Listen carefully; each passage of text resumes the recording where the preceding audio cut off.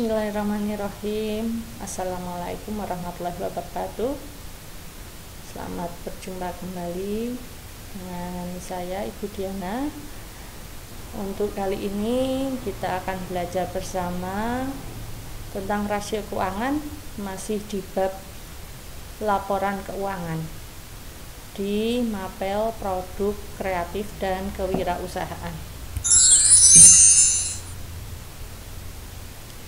Pengertian rasio keuangan adalah suatu alat untuk menganalisis keuangan perusahaan untuk menilai kinerja suatu perusahaan berdasarkan perbandingan data keuangan yang terdapat pada pos laporan keuangan seperti neraca, laporan laba rugi, laporan cash flow, dan laporan perubahan modal.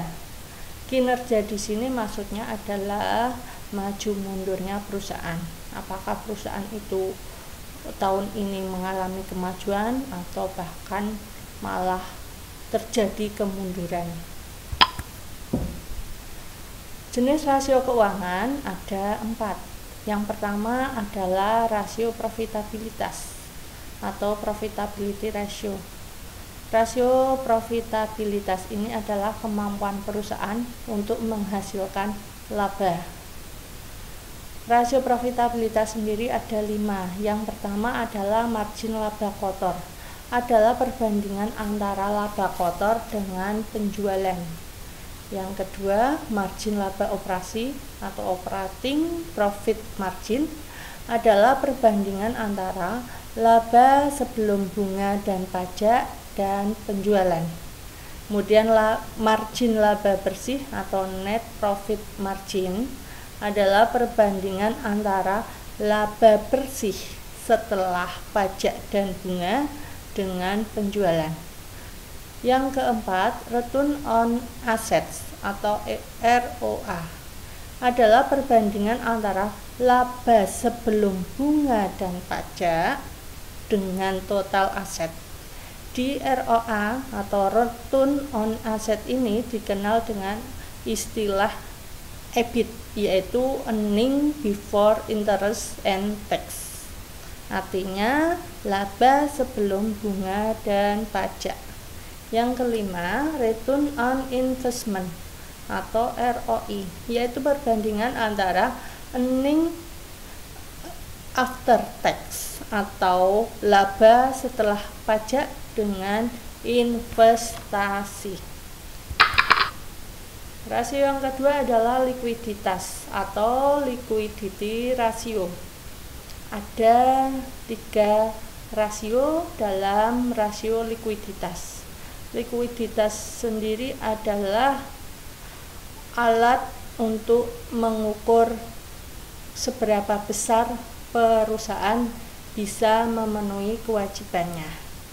Di sini yang pertama adalah rasio lancar atau current ratio, perbandingan antara aktiva lancar dengan hutang lancar. Yang kedua, rasio cepat atau quick ratio adalah perbandingan antara aktiva lancar dikurangi persediaan per hutang lancar. Yang ketiga adalah rasio kas atau cash ratio, adalah perbandingan antara kas plus aktiva secara kas per hutang lancar kali 100%. Kemudian analisa rasio yang ketiga adalah rasio solvabilitas, yaitu kemampuan perusahaan untuk memenuhi kewajiban jangka pendeknya jika terjadi likuidasi atau pembubaran perusahaan. Di sini perusahaan kewajiban untuk memenuhi kewajiban keuangan bisa jadi jangka pendek dan juga jangka panjang. Ada 2 jenis rasio solvabilitas, yaitu rasio hutang terhadap aktiva, total debt to asset ratio, ya. Total debt to asset ratio sama dengan total hutang per total aktiva kali 100%. Kemudian rasio hutang terhadap ekuitas atau modal, yaitu total debt to equity ratio adalah total hutang per modal kali 100%.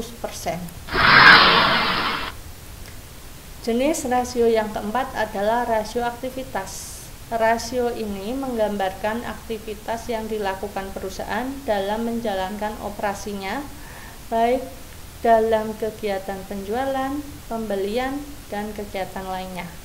Ada dua penilaian rasio aktivitas, yaitu rasio nilai pasar adalah rasio yang mengukur harga pasar relatif terhadap nilai buku perusahaan. Yang kedua, rasio efisiensi atau perputaran digunakan untuk mengukur kemampuan perusahaan dalam mengelola aset-asetnya sehingga memberikan aliran kas masuk bagi perusahaan. Contohnya, rasio perputaran persediaan, perputaran aktiva tetap, dan total aset turnover. Sebuah rasio atau rasio keuangan ini tidak akan mempunyai arti jika berdiri sendiri. Rasio ini harus dibandingkan dengan rasio yang lain agar rasio tersebut terwujud secara sempurna.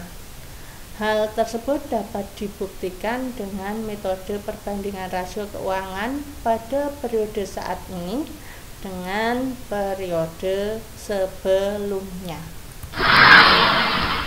Demikian pembahasan mengenai analisa rasio.